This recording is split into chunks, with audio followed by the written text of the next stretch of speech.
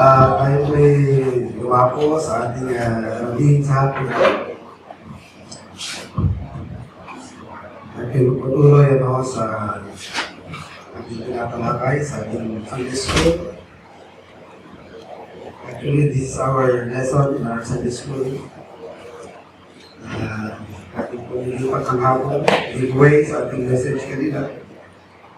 So, hindi po natin, yung ating lesson in child training. So, to refresh our minds,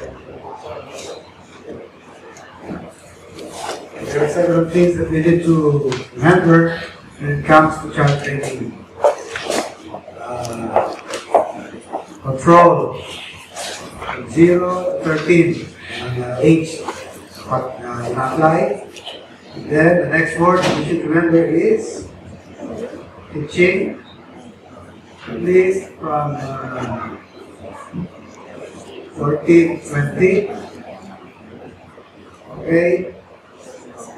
So yan po ang application yan. Hindi pwedeng puro control na walang teaching. Hindi rin puro control na walang teaching. Hindi rin pwedeng puro teaching na walang control. So both must be applied.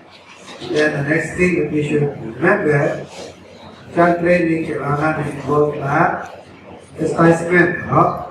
Chastisement is the infliction of pain. Ito ay na-apply, na-administer sa open rebellion, open defiance of authority. When the child hurts somebody or destroys anything that would symbolize authority, like government property, flag, Bible, church. So lahat ng mga nagsisimbolo ng authority, nasisirain ng bata, kailangan niya chastisement. So hindi sa lahat ng pagkakataon, kailangan mong mag-chastise. Think lamang nakakapanakit siya. And there's open rebellion, defiance, at kapag naninira ng mga bagay-bagay na may kinalaman sa authority o sisimbolo sa authority. Ano po dapat natin tandaan? Principle of punishment. Punishment is biblical. An eye for an eye, tooth for tooth, limb for limb. Kailangan naglagay ang Diyos ng government. Sabi niya, the powers that be are ordained of God, for they are God's ministers to do justice sa mga wrongdoers. Bigyan ng punishment, anong katapat na parusa. So, ang punishment, dapat din po ibigay sa bata. Tandaan po natin sa punishment, hindi yung issue yan ng galit. Ang issue yan sa punishment, ano yung severity, gano'n ka-serious yung kasalanan, at ano ang commensurate na kapalit ng atraso. Ano ang dapat na pambas niyan. At yung principle of restoration, dapat merong ibabalik o i-restore, may nasira. So as early as the earliest age of the child, na kaya na siyang pananagutin na natin siya. Kahit yung simple lamang na makatabig siya ng baso, basag, hindi na kailangan linisin yun. Pero a child could pick up a broom or a dustpan, di ba? Para meron siyang participation. Ma-realize ng bata na kailangan meron akong pananagutan sa aking magawa. Hanggang sa palaki ng palaki siya, lumalaki rin yung kasalanan niya. Lumalaki rin yung kanyang pananagutan at responsibilidad. So, hindi niya kaya magbayad, mag-ipon siya ng pera. Paano siya makakaipon ng pera? Hindi bawas sa sweldo, sa baon. Kundi sa pagtandaon, patrabahoin siya ng mga bagay-bagay na hindi niya ordinarily ginagawa at upahan siya. At mula sa kanyang upa, bayaran niya kung ano yung nasira niya. So, maganda po na bata po marunong na panagutan ang kanyang mga mali, ang kanyang atraso. So, yun po isang tanda ng isang mature na tao, ng isang responsable tao, a man of character and a man of maturity. Pero yung parating naghahanap ng pasisisi, Kung kanino ba ibabalik yung kanyang pananagutan, ano yun, hindi pa nag-mature yun. Okay? So, pwede natin mag-develop yan sa bata. Principle, punishment, control. Ano ba na take up natin? Setting the standards. Okay, kailangan tayong mag-set na ng ating mga panuntunan. Gusto natin maging train ng ating anak. Masunurin. Masunurin saan? So ano ba yung ating mga rules sa bahay? Siyempre, kahit saan, merong authority, merong constituents, merong mga subject, kailangan aware yung mga constituents o aware yung mga subject sa kung anong pinapairal na batas. That's just fair. At hindi mo pwedeng patawan ng isang tao ng penalty na wala namang ganung batas. Ano? Yung ignorance of the law is not an excuse. Biblical ba yun? Hindi yun. Tao lang nagsabi nun. Ang nasa Biblia ay sin is not imputed where there is no law. Diba? Pag walang batas, hindi may impute ang kasalanan. So, ganun din, ano? Mayroon ka mag-punish sa bata na hindi naman alam ng bata, meron palang rule na gano'n sa bahay. Okay? Pero, hindi na ang hulugan na kapatid na kung wala kang mineralize na law, hindi ka rin pwede mamalo. Lalo ko napaka-grabe ng ginawa ng anak natin. You have all the right to do that. But to be fair with our kids, kailangan itilagay natin yung mga standards natin, mga rules natin. So, meron tayong standard for obedience. Sa pagsunod, anong panutunan natin? Na makuha ang bata sa isang salita. Because sometimes, obedience to your word, sa beses pa lang, it could mean life or death. Especially in cases of emergency. Pag ang bata hindi marunong sa stop, hindi makuha sa dalawang stop o sa isang stop, baka parang sa sarenda lang na naman ang mangyari yan. Ano nangyari sa sarenda? Sabi nila, ano yan, LPG, no? Centralized kasi yung LPG nila. So, ang kinamatay doon, di ho yung pagsabog ng gas. Kundi pagsabog ng gas, tumalsik yung debris, sa tipak yata ng bato na hulog doon sa closed van, Abenson. Yun na yung kinamatay. Paano kung bata pala may kasalanan yan, di ba? Hindi siya marunong sabihan ng stop. So, mahuhulit siya. Pero kung marunong sumunod, ang anak natin, sa isang salita pa lang, maaaring may spare na ng buhay at ang buhay natin. So, obedience, standard for obedience is very important. Dahil po, magiging basis sa lahat ng iba pa natin mga standards. Kung walang obedience, walang guarantee na makakatupad ang ating bata sa mga pagtutupad natin. Honor. That respect for authority. We teach our children to respect authority at all times. Huwag mo natin walain yung ating kultura, no?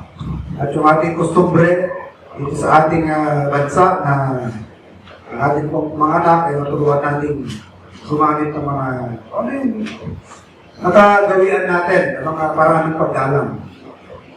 Kapag matanda ang kausap, hindi ka ano-ano, ano yung appropriate na address? Manong, di ba? Hindi yung ubanin na yung tao Kung i-address mo lamang first name lang, di ba? Pwede yan among equals. Pwede rin yan kung mas younger. Younger sa'yo yung kausap mo. Pero kung mas nakatatanda sa'yo, meron mong appropriate, ginang, ginoo. Pero ginang yan ang mga gumagamit yan, ano? Ginoong Ernesto. Ano ba ang pangkaraniwan ngayon? Mang, di ba? Manong Erning, Mang Erning, di ba? So, yan po natin na practice nila yan. Kahit pa magtataho lang yan di ba? O dito na si Manong magtataho, hindi, i-address mo lang sa first name din, nakanda pala sa yung tao mo, diba? Pagpalagay na natin na mas nakatapos ka siya, hindi. Pero, hindi naman yun ang pinagbabatayan. Alam mo ba ng Biblia, nagtuturo niya? Kumalang tayo sa nakatatanda. Hindi lamang naman ang magulang ang Ang sinabi na dapat igalang di ba? Igalang mo ang iyong ama at iyong ina. Alam niyo po ba na kahit na hindi mo magulang at ina, pag nakatatanda, tinuro tayo ng Biblia na igalang at nakatatanda sa atin. There is a verse in the book of the Deuteronomy, hindi ko lang ma-recall mo yan, no? Sabi doon, thou shalt stand before him who is of a holy hair. Pagka nakatatanda sa iyo at urbanin na ang kanyang ulo, haharap ka, pagkatatayo ka, pagkausap mo siya. Ano? Sign of respect yan. Tatayo ka, hindi yung ipag-usap siya matanda, tatayo ka, hindi mo ng paggalang. So, di ba pinatuturo ng paggalang? Dahil ko ituturo natin sa ating mga anak. Ang problema sa atin na-Americanize na tayo, no?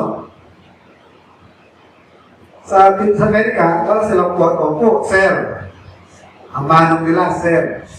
Sa atin, nakagawin natin na nakatatanda, manong, manang, aling, di ba? At gagamitan ng po at opo sa pakikipag-usap. Pagka nakatatanda ang usap, yung second person, ina-address ng plural. Kunyari, si Tatay Prendol, hindi ko sabihin na ikaw, kundi anong gagamitin mo? Kayo, di ba? Kayo. Kayo po ang mahala. Sige po, kayo po, kung magugustuhan niyo po, di ba? Hindi yung, hindi ikaw na lang, ikaw kung gusto mo. Ganun po ba yung apo niya, right? So, tayo tapay yung mga apo natin, ganyan lamang tayo, ano? Ayaw mo, di ba? Ganun pa, ano? So, standard for respect or for honor, what else? Standard, when it comes to honesty or trust, worthiness. We expect honesty at all times, in word and in deed. What else? Standard when it comes to self-control. Dalawa po ang direksyon niya. We need relationship towards others and good behavior to others and as regards to self or self-discipline. Paano i-apply yung self-control? Na with regards to relationship to others, kailangan good behavior ka. Behave ka, do not disrupt the peaceful playing. Yung peaceful na paglalaro ng iba. Guguguluhin yan. Karapatan ng ibang maglaro na matahimik at safe. Huwag mong guguluhin yan. Be considerate of others. Turuan natin yung ating anak na maging considerate. Mas Tagalog yung considerate. Hindi nyo rin alam, no? Hindi ko marin alam. Considerate. Ano yung considerate? May konsiderasyon. Hindi pasensya yan. Sabi considerate, iniintindi mo yung feelings ng iba. May konsiderasyon ka sa pakiramdam, feelings, o sa karapatan ng iba. Hindi lang yung pipilit mo yung karapatan mo, pipilit mo yung gusto mo. Wala ka ng pakublangan sa kung anong nararamdaman ng iba, no? And it's really considerate. Be considerate of others. Ito namang self-discipline, yung self-control din siya, no? Pero sa sarili mo i-apply. Na yung mga hindi mo normal na choice, hindi mo natural choice, hindi mo gustong gawin, pero dahil dapat gawin, gagawin mo. At yung mga hindi dapat, na gusto mo gawin, hindi mo gagawin. At yung mga ano yung mali, hindi mo gagawin. At yung dapat, yun na gagawin. Okay? Marami tayong bagay na hindi natin choice hindi natin gustong gawin Pero yun naman ang dapat, yun na gagawin natin. So control mo ang sarili doon. At yung mga ayaw mo na dapat naman gawin, yun naman ang gagawin. Okay?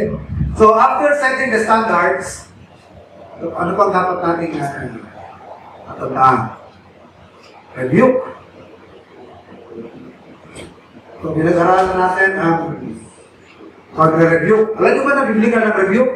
All Scripture is given by inspiration of God and is profitable for doctrine, for reproof, for correction, for instruction in righteousness. Ulitin ko na all Scripture is given by inspiration of God and is profitable for doctrine, for reproof. Reproof is actually rebuke. To rebuke is to reprove, to reprimand. And there are two main purposes for doing that. First is to expose sin and to establish guilt. Convict the guilty. Yan ang dalawang layunin ng pag-rebuke. To expose the sin and to confront the guilty. Convict the guilty. Yan po dalawang yung layunin yan. Hindi primary yan yung mag-embarrass. Although, you can also rebuke publicly kapag yung anak natin, will refuse to obey you in public. If your child decides to defy you in public, ikaw napapahiya dahil anak mo lang, dinidefy ka sa harapan ng iba, you can also rebuke him in public. But under ordinary circumstances, under ordinary situation, ginagawa yan in private, dahil hindi mga layunin na mag-imparas. Pero kapag pinili niyang hiyain ka sa harapan ng iba, karapatan mo rin na rebuke siya sa public para mawarningan siya. That such behavior is unacceptable. At maging warning sa kanya. So ayaw niyang mapapahiya, huwag na niyang ipapahiya sa harapan ng ibang tao. Okay, so rebuke. Ano ba ang pag-rebuke? Rebuke is simply to judge an action that it is unacceptable. Your child will not accept the guilt. Aring hindi niya tanggapin yan. Pero dapat niyang malaman ang kanyang ginawa is unacceptable. Hindi ka tanggap-tanggapin. Dapat ipaintindi sa kanya ang ginawa niya ay hindi katanggap-tanggap. Kahit hindi niya tanggapin na hindi ka tanggap-tanggap. Kahit hindi niya tanggapin yung kanyang guilt. Pero dapat mo niyang ma-realize na sa mata ng kanyang authority, sa mata ng kanyang mga magulang, ang kanyang ginawa ay hindi acceptable. So rebuke him. Pero i-engage din natin yan, no? There are three categories of disobedience, as I mentioned to you, no? Ano yung mga categories of disobedience? Disobedience due to what? To forgetfulness. Dahil nakalimutan lang. Honest forgetfulness. Dahil ang masyadong bata ka, masyadong young para mga tanda. O maaaring dahil lang sa carelessness o kawalan ng pag-isip, masyadong maliit pa para ma-expect ko na mag-isip siya. Okay? Pero meron namang may sapat ng ila. May sapat ng gula para matupad yung pinapagawa mo. Alam mo, makakatanda na siya. Pero sinadya talaga niya na nakalimutan niya. There is no other recourse but to chastise. Doon naman sa mga cases na hindi naman sinasadya, kulang lang sa pag-isip. Yung pag-review mo sa kanya, warning na yan. Okay? That should warn him already. And then, pag ginamit niya ang kanyang guilt, you should what? You should forgive. So, ito po yung mga sumusunod. Pagka in-review mo, kumamin, after the admission of guilt, you have to forgive. Okay? After you forgive, at kung meron kailangan dapat i-restore, he must be what? He must be punished. Dito sa punish, maaaring tumagal ng ilang araw, isang araw, dalawang araw, dahil hindi na nga yung galit ang umiilaw dyan eh. Kung ano yung katumbas ng mali na nagawa. What penalty is commensurate to the wrong action committed? At ang Bible, parang may katumbas yan eh. Merong action sa Bible ang katumbas, buhay. Diba? Anong action? Pagpatay. Pagpatay ng tao, katumbas ng Biblia niya, according to the Bible is, buhay din ng pamatay. So, kung naputulan ka ng kamay, dahil sa kasalanan ng tao, dapat ka rin maputulan ng kamay. Limb for limb. Kung natanggalan ka ng ngipin dahil sa sinuntok ka, dapat tanggalin ka rin ng ngipin. Ipasuntok ka sa kabayo. Ang galing. So, kailangan commensurate, no? Aalamin din yan. Okay, so pag kailangan na nga meron i-restore, kailangan i-restore yan. Kailangan magbayad, magbayad siya. Okay? Kailangan niya gawin niya nasira niya, gawin niya. Now let's talk further about rebuke. What rebuke means? Parents must act as judge of their child's actions, words, and attitudes. Why? Bakit kailangan mag-judge ang magulang sa mga salita, action ng kanilang mga anak? Because it is a part of responsibility of anyone in a God-ordained position of rulership to judge every violation of God's law committed by those under their authority. Bakit kailangan natin magsilbi bilang judge na mga sinasabi ng mga ginagawa? So, ating mga anak, dahil kasama yan, part yan sa responsibilidad ng may mga authority. Lalo pa kung yung authority mo ay ano, God-given. Hindi yan magulang ang nagbigay sa'yo, hindi ang gobyerno nagbigay sa'yo ng karapatan na yan. Diyos mismo nagbigay ng karapatan sa'yo.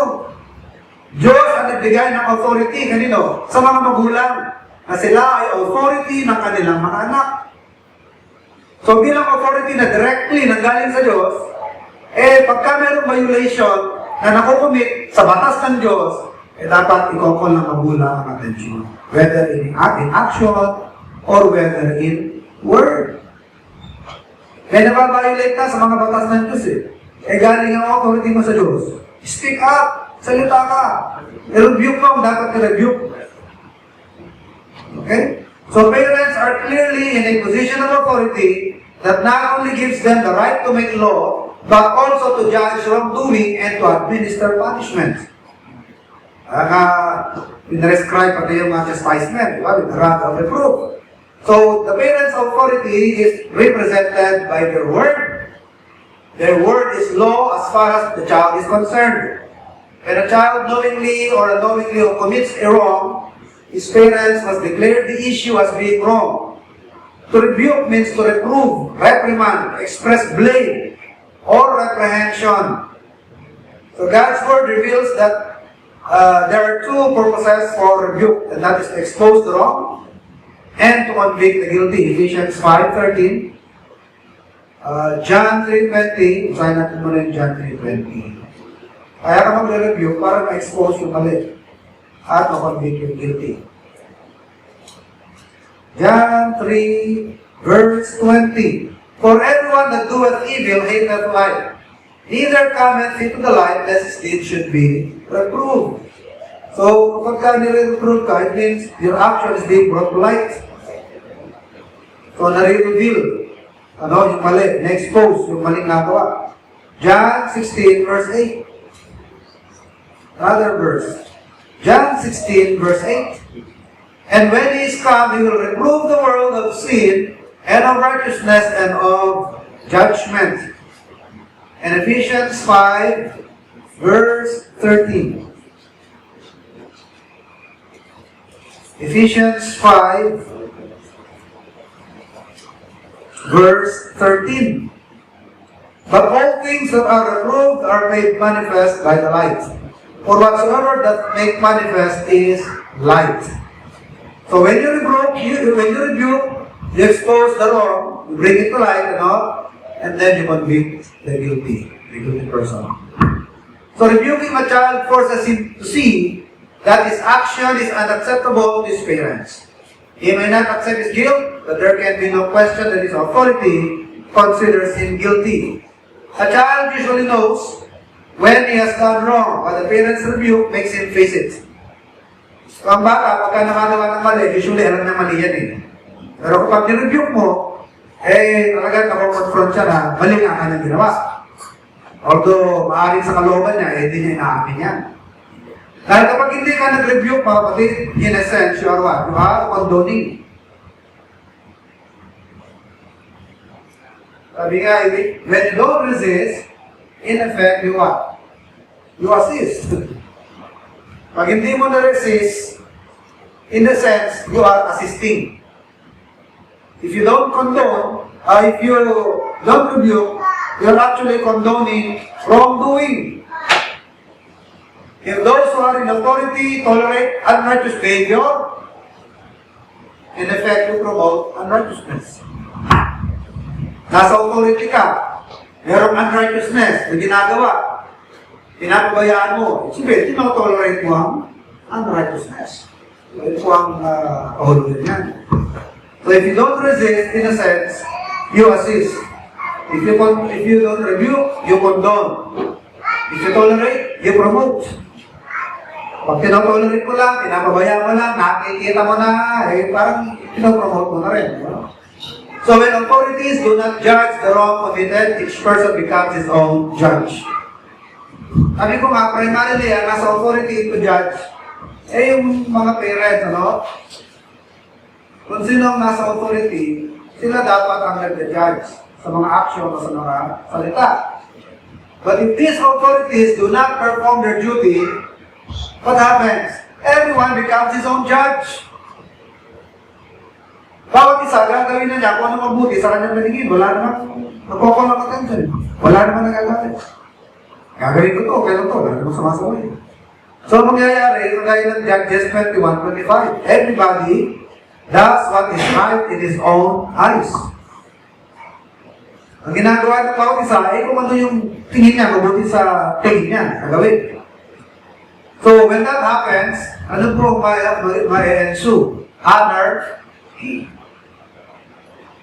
Ano yung anarchy? Lawlessness. There will be what? There will be lawlessness. Kapag namamayani ang lawlessness sa isang bansa, meron pa bang i-order pa ba dyan? Safe ka pa ba dyan? O yan ang naging basis noon ng ating late President Marcos kung bakit nagkaroon ng martial law. Kaya anong slogan noon? Disiplina! Sa ikaunlad ng bayan, di bisikleta. Disiplina. Si Oreta. Si Ariel Oreta. Sabi ng Pangulo, sa ikaunlad ng bayan, disiplina ang kailangan. Sabi ni Ariel Oreta, sa ikaunlad ng bayan, bisikleta ang kailangan. Ayun, pinag-bike sa saloneta na maghapon. Walang parusis. So when there is lawlessness, mahirap ang buhay. Hindi ka safe. Kaya nung araw, di ba, may curfew. Kapag ka nahuli ka na lumalabag sa curfew, ano gagawin sa'yo? Didetain ka. Nakita ko pa yan Meron mga places, saan ako nakating noon. May mga detention center. May mga nahuli sa curfew, kukulong mo na dyan. Early morning, magko-community service sila. Bubunot sila ng damo. Pagkatapos magbunot ng damo, ano gagawin? Sige, harap ka sa bandila ng Pilipinas. Amit! Ang nga lupang hinirang. Okay. Bawal noon ang mga gupit, parang mga yung mga hippie. Bawal noon. Kailangan clean cut. Dapat diba yung mga panon na yan? Yung mga disiplina, ang hinahihirang. Pero mahirap po, walang batas. There was a time in the history of America na hindi pa sila stable na nasa country, hindi pa maiiral ang kanilang national government. State by state pa yan Watak-watak pa sila noon. Kaya nga nag-aaway yung North and South, di ba? I'm not referring to North and South America. Kasi ang America itself, meron siyang North and South. The Union and the Confederate. Diba? Ang Union, yun yata yung taas. Tama ba ako? Tama ba yung sinasabi ko? Confederate, yung baba. Yung Union, yun yung anti-slavery. At yun naman Confederate, yun yung pro. Tama ba ako yung history ko? Pro. So, hindi pa sila bulo nasa country, Kanya-kanya rin sila doon. Kaya sikat noon yung tinatawag na the Wild Wild West. Yan. Ang buhay sila. John Wayne. Ano yung patas no? Pag meron kang baril, buhay ka. Ano yung patas no? Merong araw, bawat mga tao, may kanya-kanyang baril. Ako si mga cowboys. Wala naman mga patas, Nung araw sa Pilipinas, ganyan din, Kanya-kanya rin ang ating mga Nakikipag-away si Lapu-Lapu kay Magellan, pakialam siya, maawa. Kanya-kanya tayong pamamalakad, bawat isla. Andiyan naman si Raha Kumambun. Diba? Raha si Katuna. Oh. Pero wala silang pakialam kay Lapu-Lapu. Laban ko yun eh, bata ka dyan. Pero yung pala yung papasok ng mga Kastila, yan ang pala nag-pave ng daan para pa-unite tayo as a country. Nagkaroon na lang ng national government. So, kaya tayo naging bansa. Otherwise, para tayong Greek, ng araw, Greece, independent city-state. It was only Alexander the Great who was successful in uniting Greece, mga city-states. Inumpisa niya ng kanyang tatay, si Philip of Macedon. Pero mas naging buo ang kanyang bansa during Alexander the Great's time. So hindi po pwedeng walang rules, walang batas, dahil ang mamamayan po ay lawlessness or anarchy. Okay? So authority must perform again. Duty na naman niya, leadership. Yung mga nasa authority must perform their duties. So when a child is allowed to be his own judge, he will not judge himself against his own desire.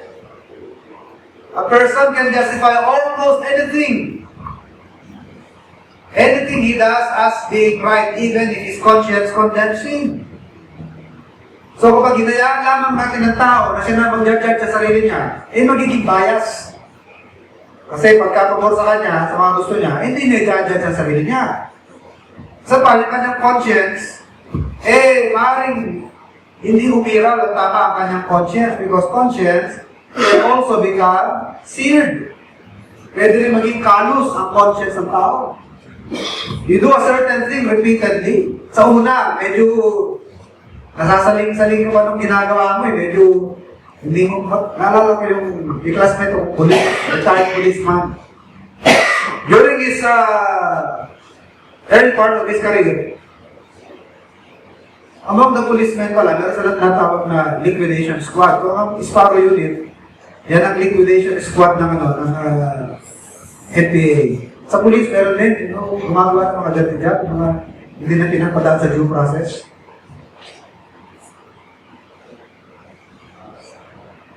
Salvage. Wala nang karapatan mabuhay. Ano yan? Biyahe na ba yan? Ano yan mga term na? Ano, biyahe na natin? Inaalam mo na yan kung ano yung mga, ano yan? Ano ang kaso niyan? Ako, marami ng kasalanan ko. Tagal na itong mga wanted. Dami na ginawa kasalanan, dami na pinatay. Ay, dapat na, biyahe na yan. Ang gumagawa niyan, yung mga liquidation squad ng police. Ano? Yun ang kanyang trabaho. Nung una rin na magawa niya yan, hindi niya matanggap, nasusuka-suka siya, hindi matanggap naman sa pakaramdam niya. Aba, nung kasanayan na niya, pagkabaril niya, lagay niya sa supot yung baril niya, uway, pag-ibig mo. Yung bata, hindi siya supot, baril sa loob. Mabuti yun, nakakilala sa Panginoon, naging kaklase ko sa Bible College. So yun ang kanyang kwento, no? Kaya wala lang daw, no, nabuhay. Kasi nga yung kanyang conscience ay, no, na-train na, naging seared, naging kalus. So if you will just allow a child or a person to judge his own self, pwede maging bias yan sa judgment sa sarili. So ang dapat talaga na nag-judge sa action o sa salita ng isang tao, batas, nasa authority. Kaya ngayon, sa set-up ng ating mga batas, meron din yung tinatawag na kaso na sa salita. Pagka nagsalita ka ng dita, magdali ka makasuhan, di ba? Oral defamation, di ba? Siya na nag-discern kung makakwalify siya as oral defamation. Authority, sasabi niya. At yung mga ginawa mong mali sa kapwa mo, authority rin na nag-determine kung anong magiging equivalent niya. Qualified ba siya as homicide or first degree murder? Paano niya napatay? Premeditated ba yan? Pinaglanuhan? O sa pagtatanggol niya sa sarili niya hindi sinasadya, pukpok niya yung batong hawak niya, tsaka napatay. So, i-determine niya kung homicide ba yan. Mas mababa ang homicide, di ba? kaysa sa first degree murder. As a first degree murder, talagang pinagplanuhan mo, premeditated yan. Pero yung hindi mo sinadya, tinanggol mo lang sa sarili mo. Homicide yan. Yung mga nakapatay ka dahil nakabangga ka, ano yan? Recklessness, resulting to multiple homicide and damage to property, ganyan, di ba? Homicide na, kasi hindi mo naman talaga pinilaan ng bunggay dyan eh. Pero dahil sa reckless ka, nakapatay ka. So, mas mababa sentensya mo, baka available mga yan eh. Diba? So, sino nag-judge niya? Yung nakabangga? Ay, hindi mang grabe yan. Ako, sibila lang yan. Sapat na ba yun? Bayaran? Di ba, batas at authority ang mag-determine yan. Ganun din po sa ating mga pamilya, hindi mo natin hintayin na yung bata ang mag-absuelto o mag-accuse sa kanyang sarili. Mga magulang ang magre-review, ang magsasabi na mali ang ginawa mo. Hindi tama yan. Their attention must be called. No? So, when a child is allowed to be his own judge, he will not judge himself against his own desire. A person can justify almost anything he does as being right, even if his conscience condemns him. And even the conscience can eventually become seared over so that it no longer convicts a person of his most heinous actions. Yan ang sinasabi ng Romans 1:28 to 31. Hindi na nako-convict ang tao. Pero pa nga dinidescribe sa Bible na past feelings. Alam niyo yung expression nila?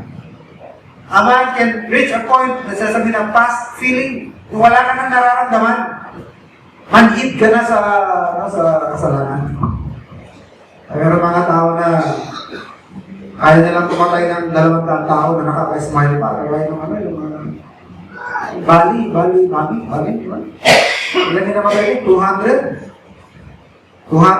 people, tourists and mga local. Ang Indonesia, mga locals. Pero pagka in-interview siya, bakit naka-smile? The smiling terrorist. Anong maliwala lang sa kanila? Naka-smile ko siya. Ilang buhay ang pinigil niya, mga pamilya. Ilan ang nawala ng ama, ilan ang nawala ng ina. Ilan ang nawala ng anak, mga pangarap. Pero nakaka-smile pa yan. They are already what? Past feelings. Hindi na sila tinatablan. So parents must rebuke their child to prevent his self-justification or his rationalizing that he was right to do what is wrong. Na tama siya, na ginawa niya yung mali. Ra-rationalize na siya. Or his transfer of guilt. Kung hindi man niya maamin, siya yung mali, transfer, may posibilidad na transfer pa niya yung guilt niya sa iba. Ano mga kapira niya? Kaya ko lang naman nagawa yun. Dahil kay ate, dahil sa batang kalaro ko eh. Ililipat niya yung blame. Yan ang magaling ng mga bata. Transfer of guilt. Kaya rin ni Adam. Manang-mana tayo kay Adam, ano? Manang-mana sa ating mga magulang. So the Bible gives the classic example of self-justification and guilt transfer in the account of the golden calf in Exodus 32. So ano ba yung Exodus 32? Yung pag-construct ng gintong guya.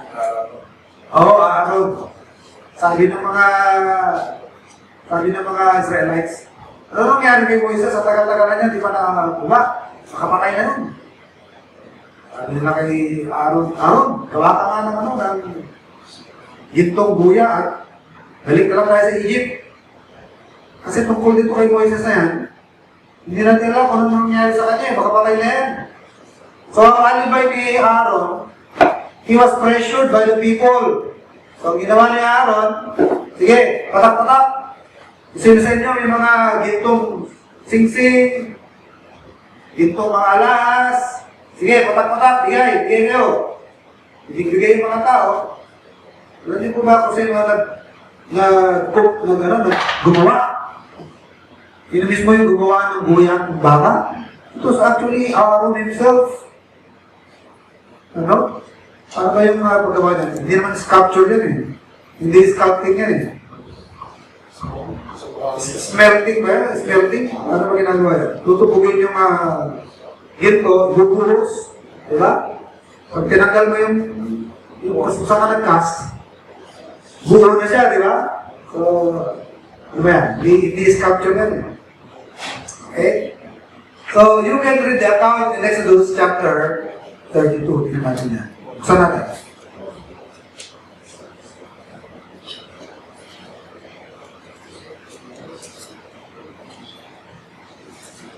So, ito po isang example ng guilt transfer. Nakakatawa ano yung naging ending nito eh. Nakakatawa yung ending. Verse 4. And he received them of their hand and fashioned it with a graving tool. Ba, inukit, ano? After he had made it a molten calf. And they said, This be thy God, O Israel, which brought thee up out of the land of Egypt. So verse 3, and all the people break off the golden earrings which were in their ears, and brought them unto Aaron. And he received them of their hand, and fashioned it with a graving tool, after he had made it a molten calf. So it was actually Aaron who made the golden calf. Ngayon, instead of Moses establishing the guilt of Aaron, may kasalanan din si Moses dito eh. Binigyan niya si Aaron ng chance na magkaroon ng excuse. Tignan niyo verse 21. Kasi pagbaba niya ni Moses, bit ni Moses yung yung tablet, tablet of stone ng Ten Commandments. Yan yung original na inukit ng Diyos. At anong ginawa ni Moses? Binigay ba sa mga tao? Diyo. Binalibak niya. Simbolo yun na hindi kayang tuparin ng tao ang utos ng Panginoon. So sabi niya, sino may kasalanan nito? Sa takot ni Aaron, no? Anong sabi ni Aaron? The people made me do it. So katulad ni Aaron, he was only pressured to do it. Verse 21, tinan niyo yung kasalanan din ni Moses dito. He actually gave Aaron a chance to make an excuse. 32 verse 20. And Moses said unto Aaron, What did this people unto thee, that thou hast brought so great a sin upon them? Nakita niyo yung pagkasatil dito ni Moses? Parang pinagsuwelto niya rin si Aaron dito eh. Parang yung blame, ganun yung pinasa sa mga tao. What did these people, pero actually, sinong gumawa ng kuya? Eh, kahit pa pinili siya ng tao eh, pero sino talaga gumawa niya? Si Aaron pa rin, no? Ngayon, kanino yung pinapasa ni Moses, in effect, ang blame? So, mga tao, what did these people do unto thee? Anong ginawa sa ng tao? Samantalang pwedeng i-confront ni Moses, o i-rebuke direction, si Moses na, ano itong ginawa mo? Mali ang ginawa mo, that was done wrong, that was done a wicked thing. And then, ano sabi ni Moses? What did these people do unto thee? So, transfer of guilt. Transfer of guilt. So, sabi ni Aaron, because of the people. Sabi ni Moses, anong ginawa ng mga tao? Sa people niya rin biniblame. Okay? Sundan natin na sundan, no? Verse 22. So nakita ni Aaron yung opportunity na binigay sa kanya ni Moses. And Aaron said, Let not the anger of my Lord wax hot. Thou knowest the people that they are set on mischief. So, kanino nililipat ni Aaron ang blame? Sa tao. So, si Aaron naman, binigyan ni Moses ng chance to make an excuse. So, lagay natin sa mga anak natin yan. The nature of children are naturally equipped with the ability to manufacture excuses and thereby avoid any reprisal for doing wrong. And with just a little training by parents, minsan magulang pala nakakapag-train pa sa anak eh. Hindi mo alam, ikaw na nagtuturo sa anak mo na sinungaling eh. Children can become experts at shifting the blame to brothers and sisters, the kid down the block, or even their own parents. Kaya pagka yung mga magulang hindi sensitive at keen sa mga ganyang bagay, hindi mo alam ikaw na pala nagbibigay ng way sa bata na mag-excuse. At ma-shift yung blame. Ano yung mga usual na pagtatanggol na ginagawa ng magulang? Hindi magagawa ng anak ko yan. Kilala ko ang anak ko. Makikipagpustahan ako. Hindi magagawa ng anak ko yan. Kahit saan tayo makarating. Hindi ko alam eh. Guilty pala yung anak ko. Hindi ko alam gumawa. Ano sabi ng Bible? Jeremiah 79. The heart of man is desperately wicked. Kahit kagaano napaka-delicate ng tao, hindi ko akalain na magagawa pala na yun. Alam mo, dinidescribe sa atin sa Isaiah na under siege, during the time of siege, kahit yung mga kababaihan, mga kadalagaan na hindi man lang maipak ang sakong ng kanila sa palimpa sa lupa, nagagawa nilang kumain ng tao, nagiging cannibal. Ang tao na sa panahon ng kagutuman, kaya kumain ng dumi. Yan. Yung potential evil nasa ating lahat. Yung potential na makagawa ng masama nasa ating lahat. When the Bible, the heart is desperate and wicked, who can know it? Hindi natin maarok ang pwedeng magawa. Kaya nga sa Bible, tinatawag na crime of passion. Yung nagdilim ako eh. Yung pag-uwi ni Mr. galing abroad, yung ginagawang misteryo si Mrs. Sabi niya, isa lang iniwan mong anak, pati tatlo. Ano nangyari? Ang kwento mo sa akin, patapos ng bahay, bakit puro mo ito, puro block? Habang ginagawa pa rin bahay nila eh, may natatayo rin sa bahay sa kabilang bangko. Hindi pala nakukunta. Kaya minsan, di ba, may mga nakakapatay, pinapatay na yung asawa, kasama pamilya, at pagpapakamatay din, di ba? Ulit-ulit na nangyayari yan. Papatayin yung asawa, yung palaguyo, at mga anak, at iuuling niyang patayin naman yan. Sarili. Ngayon, pag in-interview mga katrabaho, hindi ko akalain magagawa niya yan. Napakabait ng tao na yan. Karumpit ko yan. Hindi ko malubos maisip na magawa niya yan. Man is totally depraved sa Bible. So, potentially speaking, nasa atin lahat ang potential para gawa ng masama. Okay? So, saan naman natin ngayon naaral, ano? Ang bata is already equipped with the ability to manufacture excuses because of our depraved nature. Kaya nga, nature eh. Ano ba sa Tagalog nature? Likas. Because of man's depraved nature, very natural sa kanya, depravity. Yan sa magaling sa kalokohan.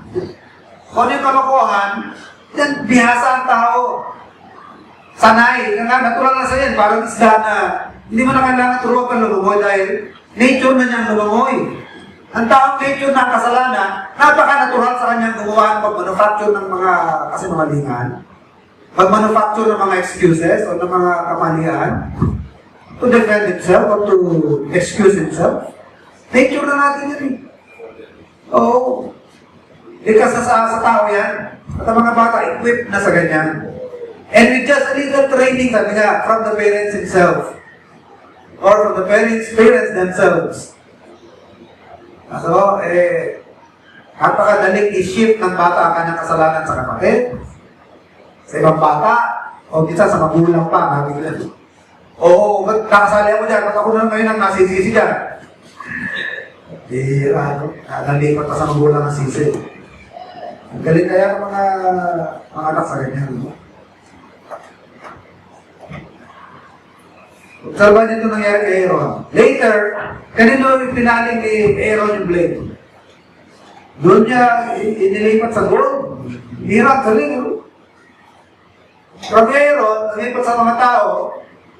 Actually, nilipat niya muna kay Moises yan eh.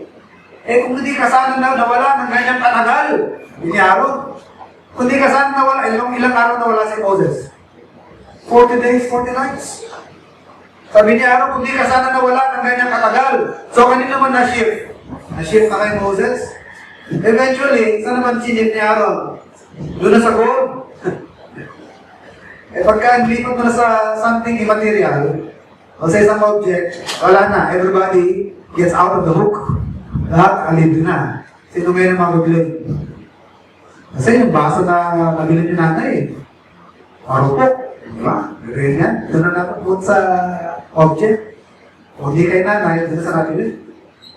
Kasi yung table natin, luma na eh, tabingin sa paan. Kaya talaga na iwasang yan.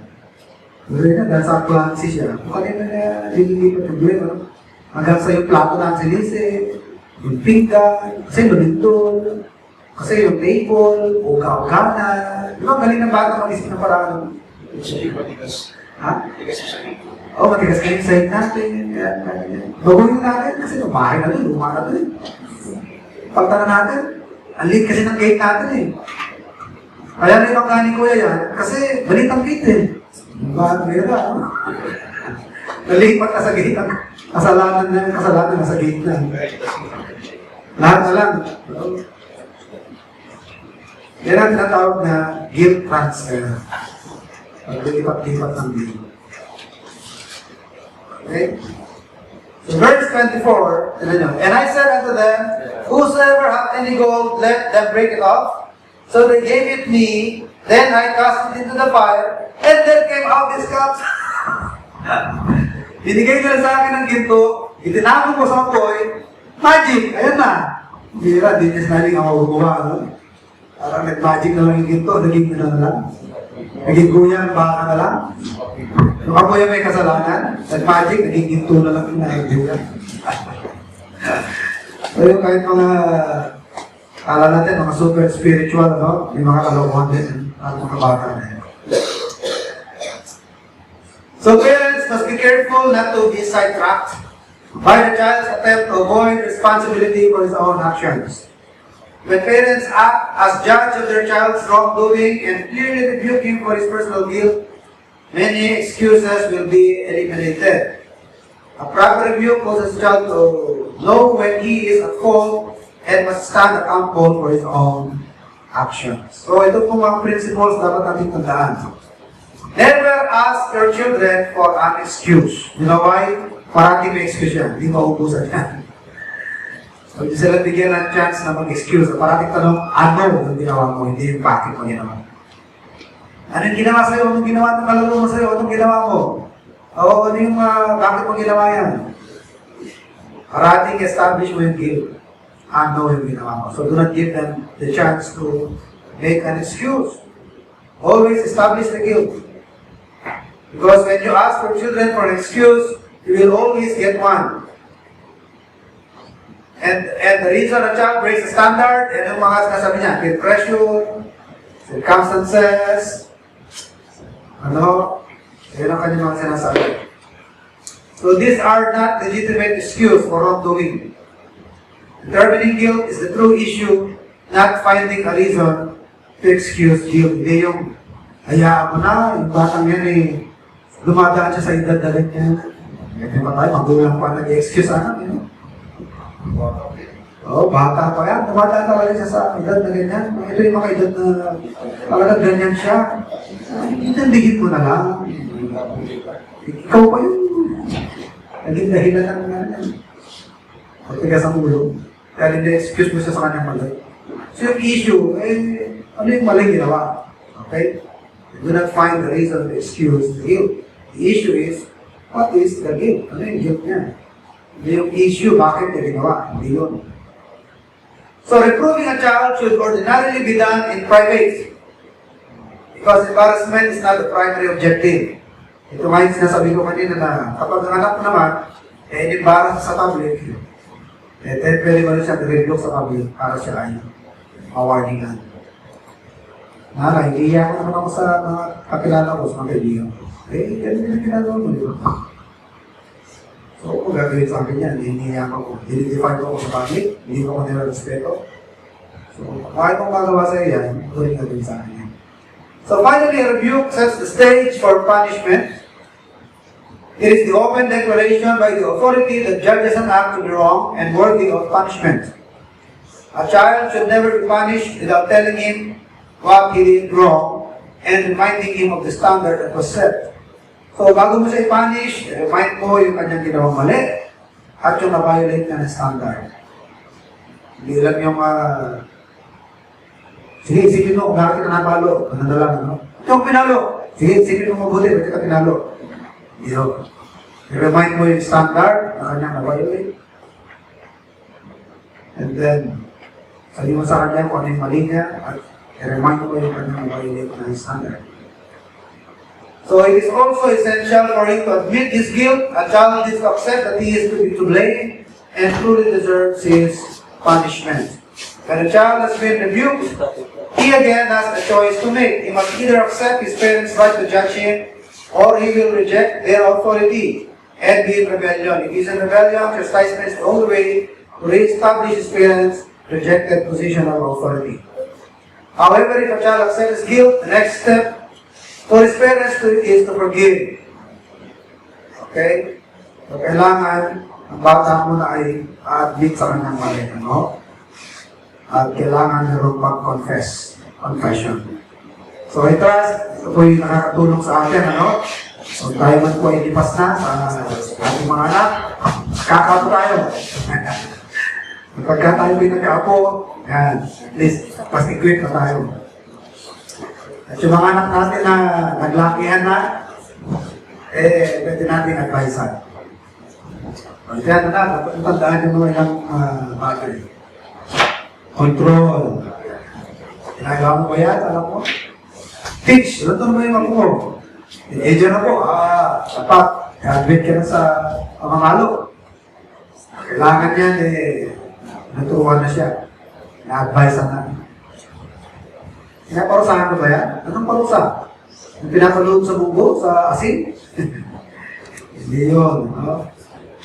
Kanya mga nadadamage, napalitan ka, nakakapanakit pa siya. Napalo pa rin siya.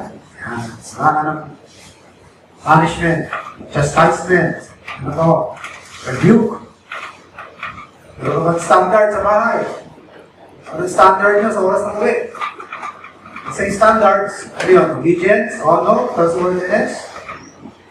Meron pa ko dito din, yung general standard ng bawat ng pamilya. Pag-iba-iba yan sa bawat pamilya. Meron tayong batas sa oras ng uwi, batas pagdating sa pagkain, batas sa pananamit, batas sa table manners,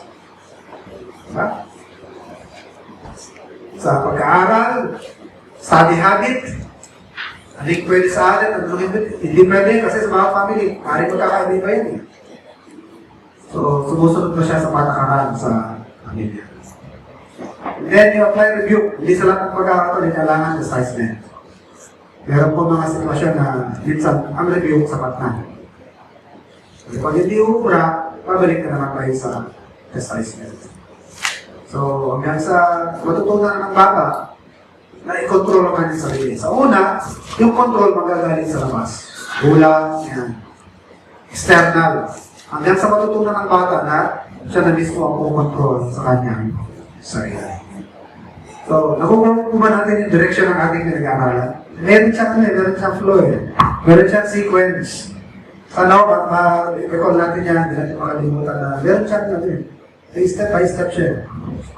Hindi lang yung strike anywhere, ganyan meron siya may gradation siya. Siguro sa age ng bata. Maging sa punishment, may gradation din yan. May due process, nga. Yung palo agad, may due process. Naalam mo na, no? Ano yung guilt, gano'n katindi yung guilt. Yung damage, anong dapat i-restore? Dapat magbayaran ng magulang o bayaran naman ng anak. Pag masyadong maliit pa, paano magbayad? Magulang pa rin ang magbabayad. Kaya hindi pwede hindi magbayaran yan. Pero madamit sa property, dapat pinapalitan yan. Principle of justice. Okay? So after this afternoon, maiwan ko yung ating mga hemp or shirt or shoes. Siguro mga 1 hour. 1 hour lang na yun. 1 hour. Simpleng tips. Preaching. You might do some some reading and some plans that I want to discuss with our men. Sige po, tayo dito ngayon. Tapos atin po na natin. Kapilang namin Diyos, mga galing Ama, salamat po sa maghapon na pinatawagan kami ng lakas. Salamat Ama sa pagkakataon na kami po'y muli nakapanambahan at makarinig ng inyong mga salita, mga prinsipyo, patawad Ama sa aming mga kukulang, mga kamaginan. Kahinaan, nabibigyan ng lakas, Ama. Salamat po Ama yung patuloy na biyaya sa bawat isa. Nabayad din yung sa pamumuhay, matutong mamakad sa inyong mga salita. At ang hawakan at yung mga prinsipyo, yung mga panuntunan, at nawa ka ito pagkita sa amin, sa dapat namin gawin. At hindi kami ang mabali, Ama, sa inyong mga sinabi, matupad lang ang aming kabismuhan. Nawa po, Ama, yung inyong lakas, at paninindigan naman na gawin ko ano po ang tama ng inyong kagawain. Ang lahat po, Ama, yung pag-iingat sa bawat isa, ang isang pag-uwi at ang mabalik sa kanyang mga gawain, at ang nawa makapasok sa trabaho, magiging pag-uumiyot at ang mga manero at bigyan ng talino sa kanilang mga trabaho upang malapanan ng maayos at ginawakan sa tapos kalusugan para ang bawat isa. Para niyo po pa kaming gawain pa ng hapon, ibigay na kami ng kalakasan po sa bawat isa. Kaya minalagi naman sa naman ng Jesus. Amen.